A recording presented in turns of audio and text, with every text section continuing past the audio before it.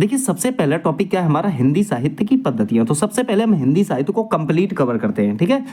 देखिए ये बच्चों के लिए बहुत ही जो है रेयर एक टॉपिक रहता है हिंदी साहित्य, और यहाँ हम बहुत शानदार तरीके से आपको समझाने वाले हैं। देखिए हिंदी साहित्य की पद्धतियों से शुरुआत करते हैं। हिंदी साहित्य की पद्धतियां पहले जो आपकी चार होती हैं। कितनी पद्धतियां होती हैं? चार। कौन कौन सी? एक तो वर्णानुक्रम, दूसरी कालानुक्रम, तीसरी आपका वैज्ञानिक पद्धति, और चौथी पहले जो आपकी विधेयवादी पद्धति। इन सब में दो दो जो है आपके लेखक होते हैं। जैसे वर्णानुक्रम की बात करें तो इसमें सबसे पहले हमारे आते हैं लेखक गारसा दतासी। पहले जो एक बात बताऊं अगर, तो ये तो विदेशी थे, फ्रेंच के रहने वाले थे। कहाँ के थे ये गारसा दतासी? फ्रेंच के रहने वाले थे। उसके बावजूद इन्होंने जो है हिंदी साहित्य का प्रथम इतिहास जो है वहां जाकर लिखा था। कहां जाकर लिखा था? तो फ्रांस में जाकर इन्होंने वो लिखा। उसका नाम क्या था? पहले जो बहुत नाम था, इस्तवार दाला लिटरेचर एंडोए ए हिंदुस्तानी, जैसे कि आप यहां पर देख पा रहे हो।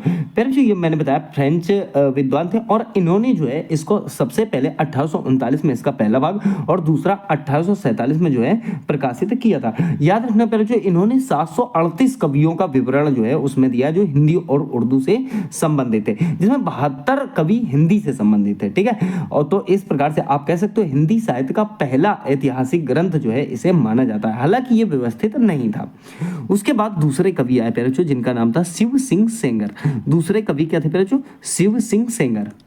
अब जो गारसा दतासी द्वारा था वो तो फ्रेंच भाषा में लिखा गया था हिंदी साहित्य का प्रथम इतिहास। अब हिंदी में लिखने का श्रेय इन्हें जाता है। हिंदी में लिखने का श्रेय किसे जाता है? तो आप कहेंगे शिव सिंह सेंगर जी को हिंदी में लिखने का श्रेय जाता है। अब बात है 1883 ईस्वी की। कब की बात है पहले जो? 1883 ईस्वी की। 1883 ईस्वी में शिव सिंह सेंगर ने शिव सिंह सरोज नामक ग्रंथ लिखा, जिसे किसी भारतीय द्वारा हिंदी भाषा में लिखा गया हिंदी साहित्य का पहला इतिहास ग्रंथ माना जाता है, ठीक है। तो हिंदी साहित्य का प्रथम इतिहास ग्रंथ हिंदी में लिखने वाले कवि जो थे, पहले जो लेखक जो थे, वो शिव सिंह सेंगर थे। तो ये वर्णानुक्रम में आपने दो कवियों को समझा। बात करें अब हम कालानुक्रम पद्धति की, तो कालानुक्रम पद्धति में दो राइटर हुए, एक तो गिमर्सन हुए पहले जो, और दूसरे जो हुए आपके।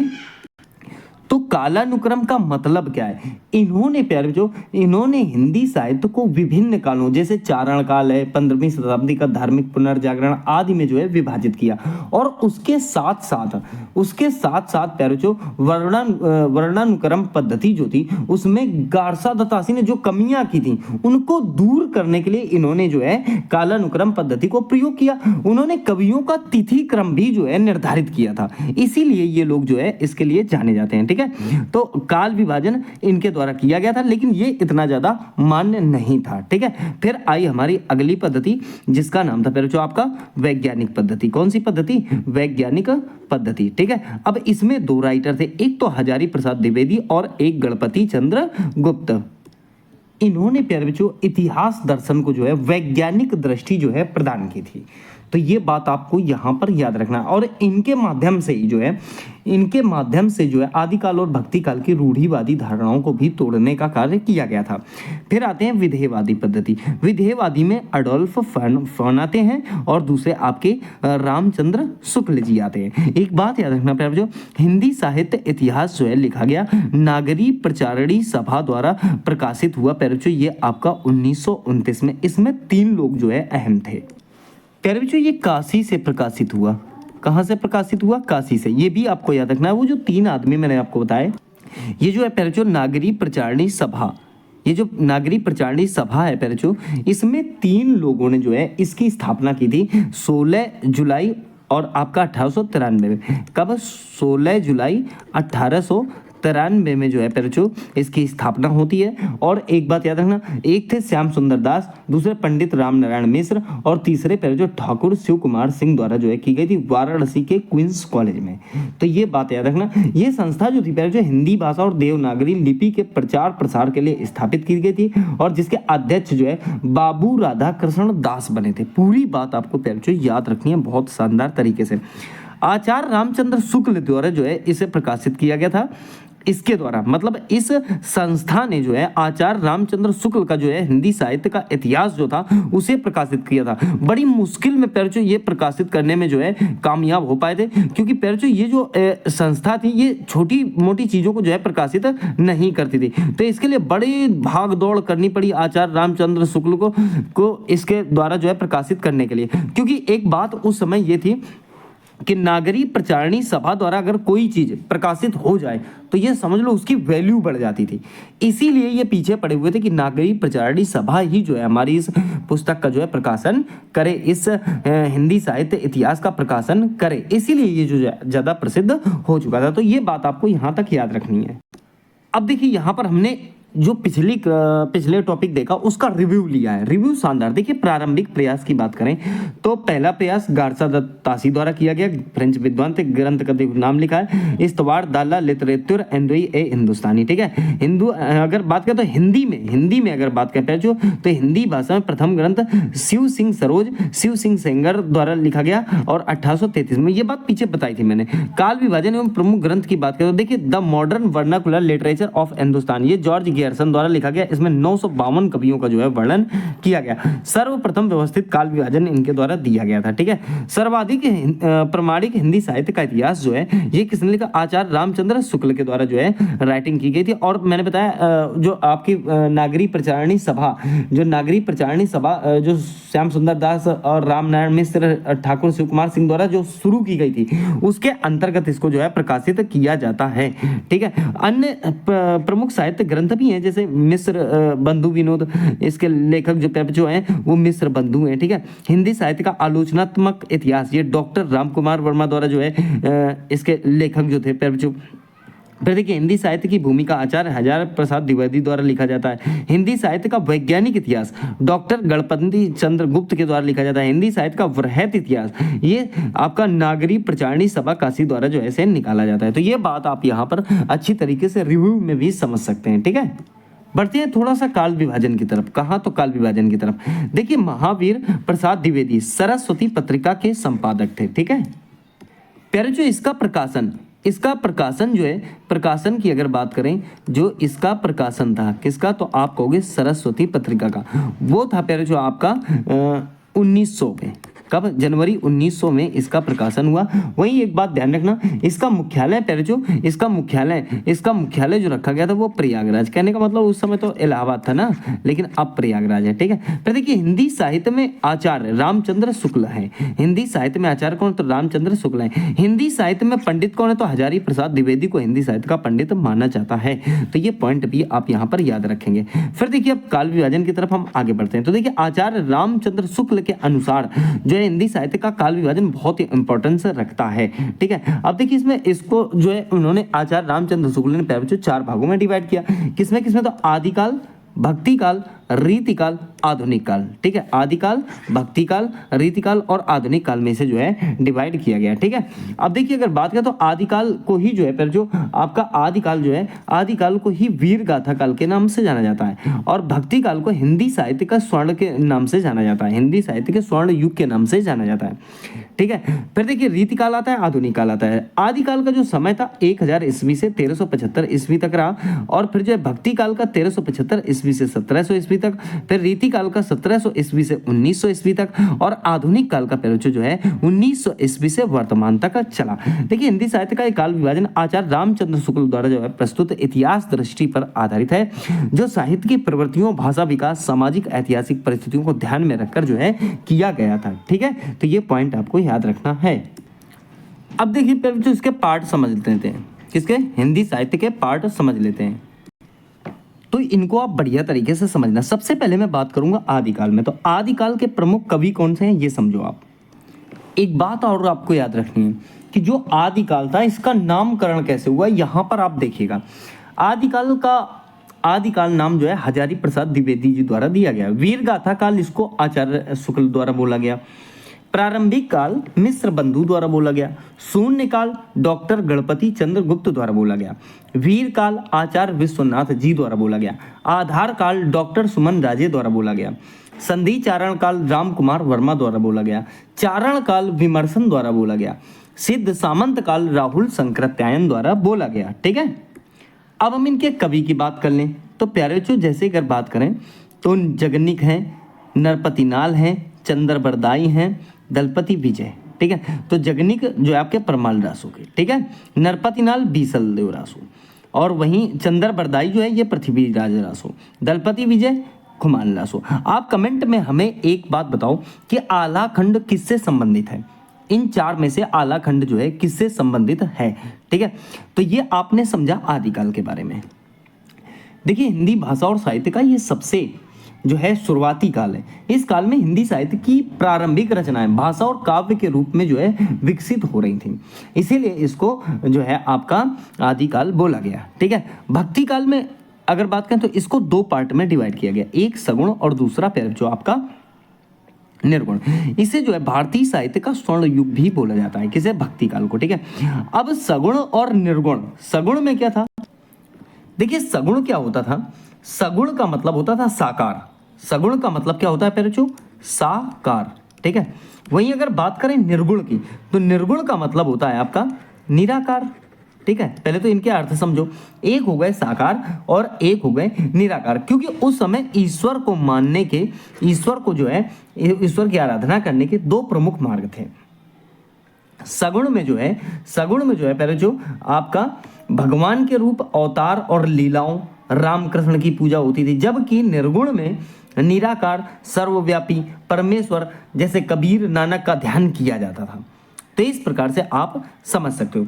अगर सगुण की बात करें प्यारे बच्चों तो सगुण खुद अपने आप में दो पार्ट में डिवाइड था। कौन कौन सा, एक तो रामाश्रयी शाखा और एक प्यारे बच्चों कृष्णाश्रयी शाखा। ठीक है, एक रामाश्रयी और एक कृष्णाश्रयी शाखा। रामाश्रयी में जो है तुलसीदास और नाभादास थे। नाभादास की एक बहुत इंपॉर्टेंट रचना है जिसका नाम है पहले जो आपके भक्तमाल। एक बात याद रखना पहले जो रचनाओं के लिए आपको इसमें ही इसी क्लास में एक मैंने जो है एक वो पिंच कर दिया है लिंक, उसमें साफ लिखा होगा हिंदी की रचनाएं, तो उसमें पहले जो अच्छी खासी क्लास है, लगभग 40 मिनट की क्लास है, कंप्लीट क्लास, बहुत शानदार तरीके से आपने उसमें रिव्यू दिया है, उसे देख लेना। ठीक है, अब देखिए अगर बात करें तुलसीदास की रचना, तो तुलसीदास की तो बहुत सारी रचनाएं हैं जो बहुत ही ज्यादा इंपॉर्टेंट भी हैं। ठीक है, इंपॉर्टेंट भी हैं, जैसे श्री रामचरितमानस है, आपकी जानकी मंगल है, पार्वती मंगल है, रामायण, ऐसी बहुत सारी रचनाएं उन्होंने कवितावली, गीतावली, दोहावली वगैरह दी हैं। ठीक है, तो ये इस प्रकार से ध्यान देना। वहीं बात करें फिर जो कृष्ण भक्ति की, तो सूरदास जी हैं, रसखान जी हैं, मीराबाई, ये सब इसके अंतर्गत आते हैं। निर्गुण अर्थात निराकार। ठीक है, इसमें दो पार्ट बटे हुए थे, एक ज्ञानाश्रयी शाखा और फिर जो एक आपका प्रेमाश्रयी शाखा। ठीक है, ज्ञानाश्रयी शाखा की बात करें तो इसमें संत काव्य धारा आती थी। प्रेमाश्रयी शाखा की बात करें तो इसमें सूफी काव्य धारा आती थी। ठीक है, संत काव्य धारा में पहले जो कबीर और रैदास थे, वहीं अगर सूफी काव्य धारा की बात करें तो मलिक मोहम्मद जायसी जी थे। ठीक है, इसका अगला पार्ट आता है रीतिकाल। रीतिकाल के पहले जो अपने तीन पार्ट थे, कितने पार्ट थे, तीन पार्ट थे। ठीक है, रीतिकाल के कितने पार्ट थे, तीन पार्ट थे, एक रीति सिद्ध, एक रीतिबद्ध और एक रीति मुक्त। पहले जो रीतिबद्ध में चिंतामणि और केशव दास जैसे लेखक थे। ठीक है, रीतिबद्ध का मतलब ही होता था नियमों से बंधा हुआ। ठीक है, और ये पहले जो अक्सर दरबारी या बिलासी हुआ करते थे। ठीक है, तो ये बात आपको यहाँ पर याद रखनी है। रीति सिद्ध में पहले जो आपके बिहारी आते थे, इनकी रचना है बिहारी सतसई 700 दोहों का समूह। ठीक है, इसमें 713 दोहे थे, कितने थे पहले जो 713 दोहों का समूह था। ठीक है, फिर वहीं रीति मुक्त की बात करें तो घनानंद और बोधा जो है दो राइटर इसमें आपको याद रखने हैं। फिर देखिए बात करेंगे आधुनिक काल, किसकी बात करेंगे पहले जो आधुनिक काल की, तो मोस्ट इंपॉर्टेंट पॉइंट है पहले जो आपका आधुनिक काल। ठीक है, पहले भी जो आप आधुनिक काल को कहेंगे कि 6 भागों में बांटा गया। कितने भागों में डिवाइड किया गया, इसे 6 भागों में डिवाइड किया गया।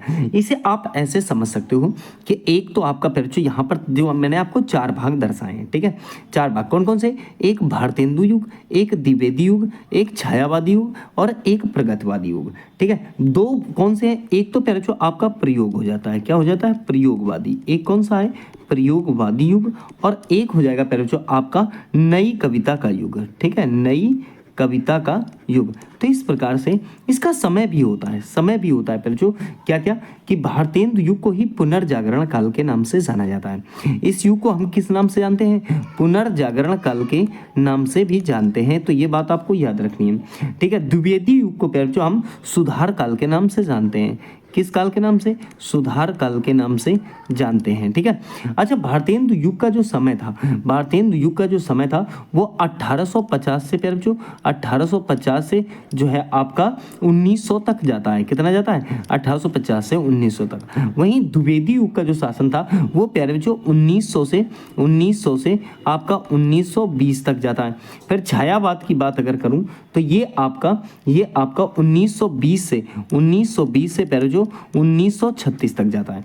प्रगतिवादी की बात करें प्यारे जो, प्रगतिवादी की बात करें तो ये आपका जो है 36 से 43 तक जाता है। कितना जाता है? 1936 से 43 तक। मैं आपको शॉर्ट में लिख रहा हूं, आप चाहें तो नोट्स बना सकते हैं, कोई दिक्कत वाली बात नहीं है। फिर देखिए जो आपका जो प्रयोगवादी है प्यारे जो, ये जो प्रयोगवादी है ये 43 से 50 तक जाता है, 1943 से 50 तक जाता है। फिर नई कविता का जो समय है प्यारे जो, ये 1950 से अब तक जो है चले ही पड़ा है। तो ये बात आपको यहाँ पर याद रखनी है। ये काल साहित्य में नवजागरण, गद्य के विकास और राष्ट्रवाद की भावना के लिए जाना जाता है। आचार्य रामचंद्र शुक्ल ने इस आधुनिक काल को प्यारे जो गद्य काल की दर्जा की संज्ञा दी है। किसकी? तो गद्य काल की संज्ञा किसने दी है? तो आप कहेंगे साहब आचार्य रामचंद्र शुक्ल ने इसे गद्य काल का जो है संज्ञा दे रखा है, ठीक है प्यारे जो। तो यहाँ ये बातें आपको समझ में आ गई होंगी।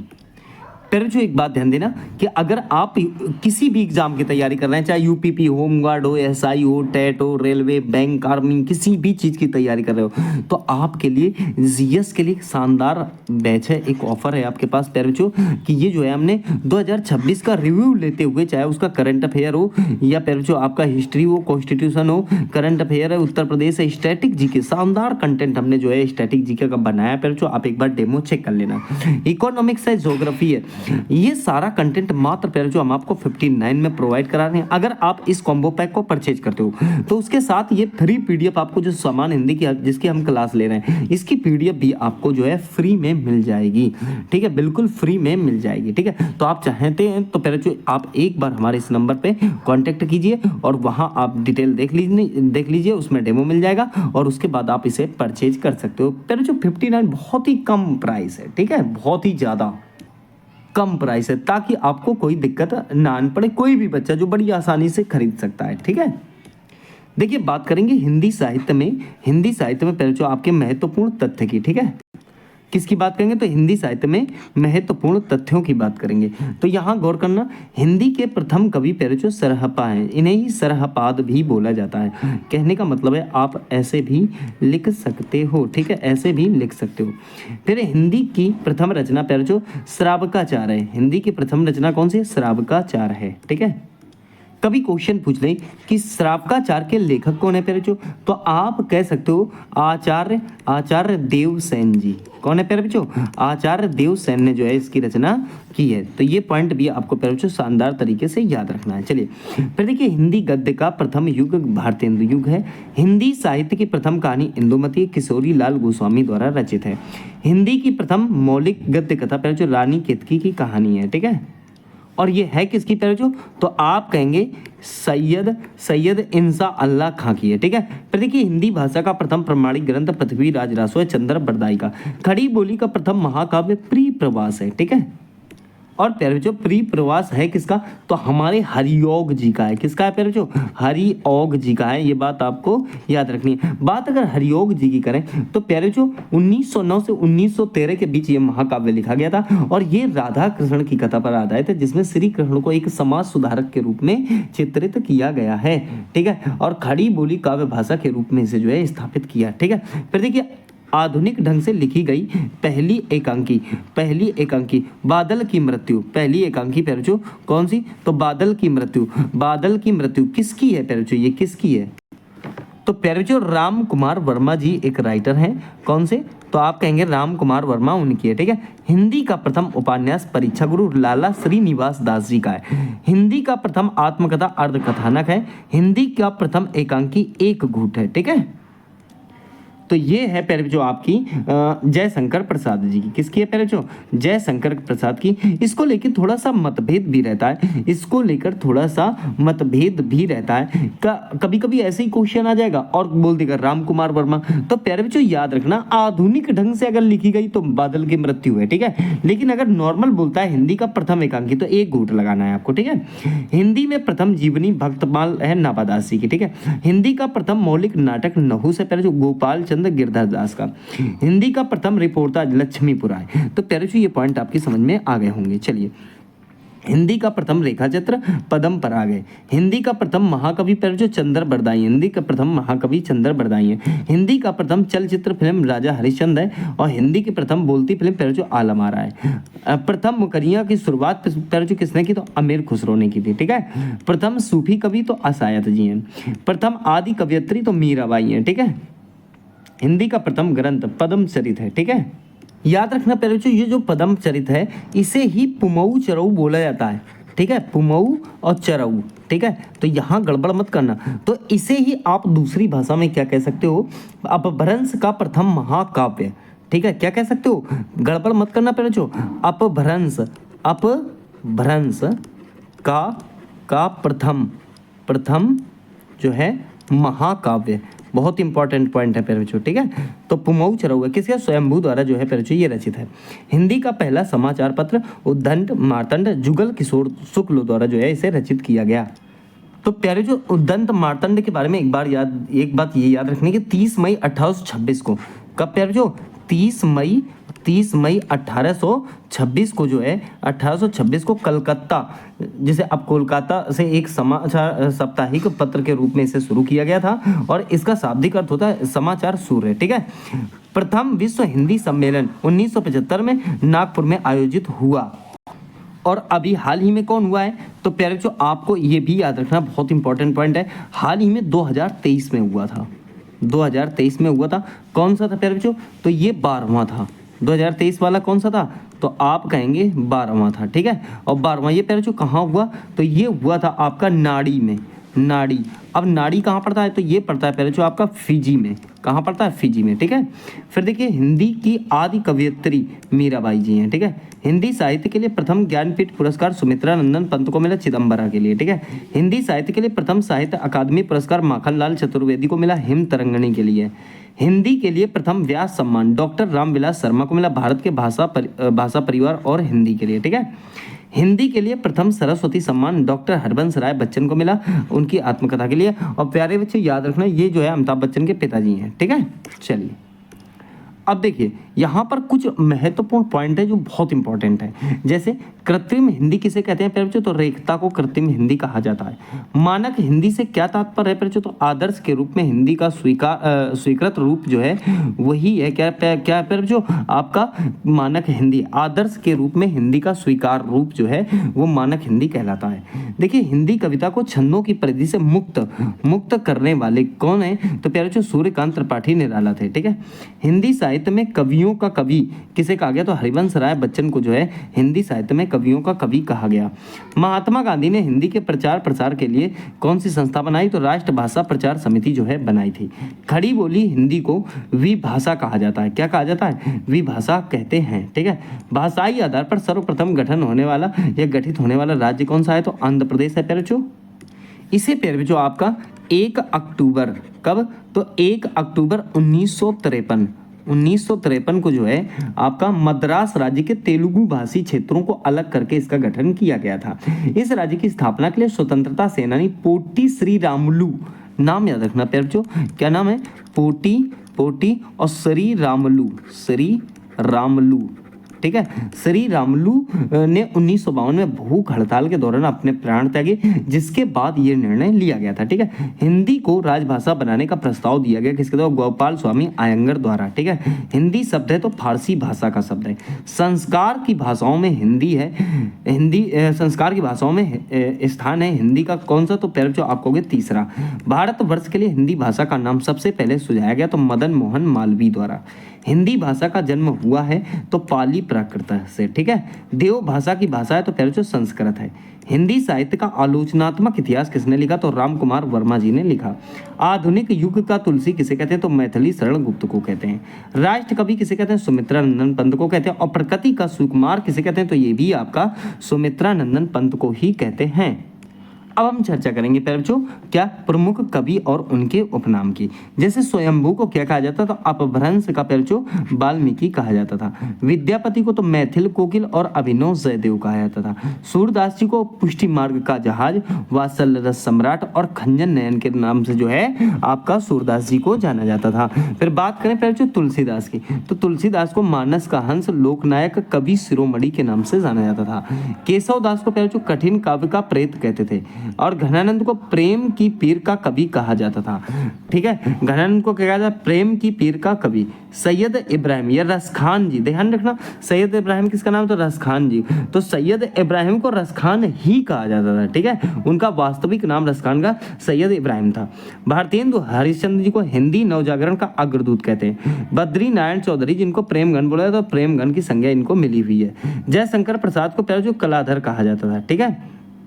सूर्यकांत त्रिपाठी निराला को महाप्राण या निराला के नाम से ही जाना जाता था। सुमित्रा नंदन पंत प्रकृति का सुकुमार और जो है गोसाई दत्त के नाम से जाना जाता था, ठीक है। गोसाई दत्त किसका नाम है, तो सुमित्रा नंदन पंत का नाम है। रामधारी सिंह दिनकर, तो दिनकर एक नाम हो गया, पर जो एक हो गया राष्ट्र कवि, ठीक है। राष्ट्र कवि के नाम से किसे जाना जाता है, आप कहेंगे फिर जो रामधारी सिंह दिनकर को। हरबंस राय बच्चन, तो इनको प्यारे जो हलावादी कवि और बच्चन के नाम से जाना जाता है, ठीक है।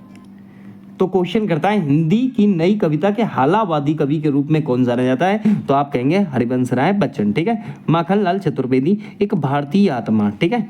सच्चिदानंद हीरानंद वात्स्यायन जिनको आज्ञे के रूप में जाना जाता है, तो आज्ञे और कठिन गद्य का प्रेत इनको कहा जाता है। फणीश्वर नाथ रेणु, इनको रेणु के नाम से जाना जाता है। गोपाल दास सक्सेना, इनको नीरज के नाम से जाना जाता है। भवानी प्रसाद मिश्र जो कविता का गांधी इनको कहा जाता है। सिया राम शरण गुप्त हिंदी साहित्य का बापू कहते हैं। प्रेमचंद्र जो इनको धनपत राय कहानी सम्राट और जो है कलम का सिपाही बोला जाता है। और वाल्मीकि को जो आदि कवि के नाम से जाना जाता है। तो ये बात याद रखना जो एक बात ध्यान रखना, हिंदी हमारी पहचान है, साहित्य हमारी शान है, इसे पढ़ें समझे और आगे बढ़े, ये बहुत आपके लिए जरूरी है जो। अब देखिए प्यारे बच्चों यहाँ पर हम कुछ गुरु और शिष्य समझते हैं, ठीक है। वल्लभाचार्य जी के शिष्य कौन कौन है, तो सूरदास और कुंभन दास प्यारे जी आपके वल्लभाचार्य जी के शिष्य हैं। अब बात ये आती कि वल्लभाचार्य किन के शिष्य है, तो विष्णु स्वामी के शिष्य प्यारे बच्चों कौन है, तो वल्लभाचार्य जी है, ठीक है। ये बात आपको याद रखनी है। फिर देखिए अगर बात करें ये प्यारे बच्चों लिखा हुआ है राघवानंद, क्या लिखा हुआ है ये राघवानंद, ठीक है। थोड़ा सा समझना, राघवानंद के शिष्य प्यारे बच्चों रामानंद जी है। फिर देखिए मत्स्येंद्र नाथ के शिष्य गोरखनाथ जी हैं। हाजी बाबा के शिष्य प्यारे बच्चों आपके उस्मान हैं। रामानंद जी के शिष्य कबीर और रैदास हैं। रैदास के शिष्य प्यारे बच्चों मीराबाई थी। बाबा नरहर दास के शिष्य प्यारे बच्चों आपके तुलसीदास हैं। ऐसे क्वेश्चन पूछता कि तुलसीदास के जो है गुरु उनका नाम बताओ, तो बाबा नरहर दास हो जाएगा, ठीक है। शेख मोहिदी के शिष्य मलिक मोहम्मद जायसी हैं। नारद मुनि के शिष्य प्यारे बच्चों आपके निम्बार्क हैं। अग्रदास जी के शिष्य नाथदास हैं, ठीक है। सूर्यकांत त्रिपाठी निराला के शिष्य रामकृष्ण परमहंस है। अब देखिए शेख बुरहान के शिष्य प्यारे बच्चों कुतुबन है। निजामुद्दीन औलिया के शिष्य अमीर खुसरो हैं। मोहिनी लाल के शिष्य प्यारे बच्चों जयशंकर प्रसाद जी हैं। महादेवी वर्मा के शिष्य सूर्यकांत त्रिपाठी निराला जी हैं। रामधारी सिंह दिनकर के शिष्य मैथिली शरण गुप्त है। शिव प्रसाद सितारे हिंद के शिष्य प्यारे बच्चों आपके ये आप शिव प्रसाद को सितारे हिंद के नाम से जाना जाता है। इनके शिष्य भारतेंदु हरिश्चंद्र हैं। एक बात ध्यान रखना, सुमित्रा नंदन पंत जिनको गुसाई दत्त के नाम से जाना जाता है, इनके काव्य गुरु तो प्यारे बच्चों जयशंकर प्रसाद हैं और आध्यात्मिक गुरु महादेवी वर्मा थी, ठीक है। तो ये पॉइंट आपको यहाँ पर अच्छी तरीके से प्यारे बच्चों समझ में आ गए होंगे। एक बात याद रखना, हिंदी साहित्य को बहुत आसानी से समझा जा सकता है, पढ़ा जा सकता है, बशर्ते आप इस क्लास को हो सके तो 1-2 बार और रिवाइज कर लेना, ठीक है।